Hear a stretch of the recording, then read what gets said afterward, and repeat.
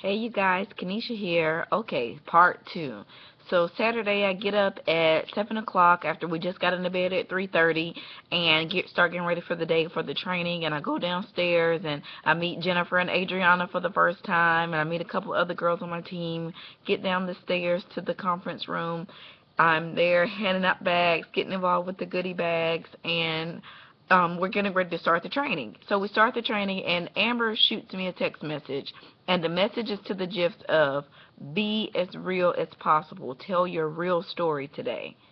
And it kind of like struck all type of nerves for me. I had never revealed some of the things that I had revealed to these women, and I was not used to being vulnerable. The background that I come from, you always have to be tough. Being a darker skinned woman with acne and not being the typical girl of putting out, or wasn't in the particular crowd of the popular girls, and all that drama that comes along with high school, lower income, that type of thing. So you have a high expectation to fulfill when you come from that background.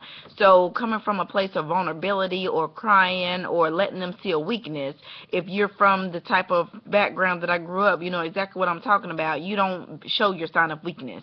And I did, and I busted into tears. I did something I had never did before, and I was not used to that, and I really had to go get my composure together after I got done speaking, and it really just leveled me to a whole nother level and showed me everything that I had overcame. And I really didn't realize my own story until I was up there telling it, and a lot of the stuff I just have blocked out because that was the best way I coped with it.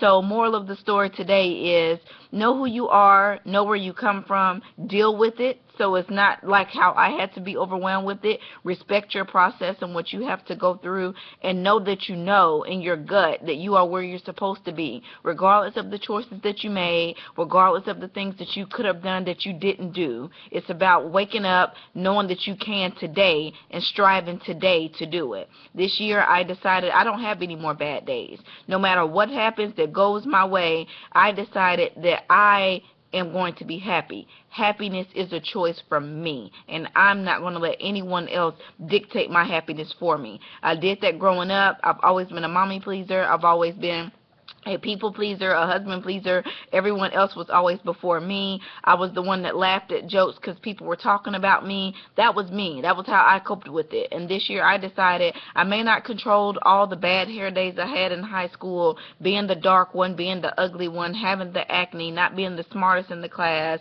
not the one that was boys' first pick when it came to girlfriends. But this year I dealt with it. And this year I can control what happens to me. And I'm going to be happy. I hope you choose to be happy too. Let's keep it going. Hashtag no bad days.